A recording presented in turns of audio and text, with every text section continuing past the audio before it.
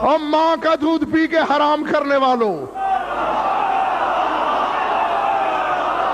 اور اپنے شجرہ نسب کو داغدار کرنے والوں، علی کا کھا کے علی کو بھونکنے والوں، فرشتے علی کے فضائل پڑھیں تو تسبیح بنتی ہے، تو نماز میں علی کا نام لے تو باطل ہوتی ہے۔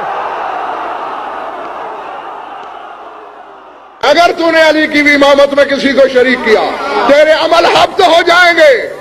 اب تو محمد سے بڑا عزت دار تو نہیں، چھوڑ دے۔ اگر ملا کے کہنے پر علی کو ماننا ہے تو علی کا در چھوڑ، وہ علی کا مولا اس کی امامت میں شریک کرے تو عمل چلے جائے، تو علی کو نماز سے نکالے پھر بھی نمازی ہے۔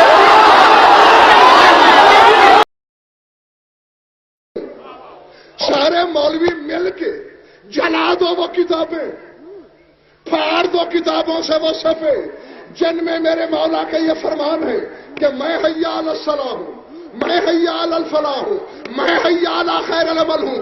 ورنہ جب تک یہ ہوگا، جب تم اذان دو گے حی علی الصلاح، ترجمہ یہی ہوگا آؤ علی کی طرف۔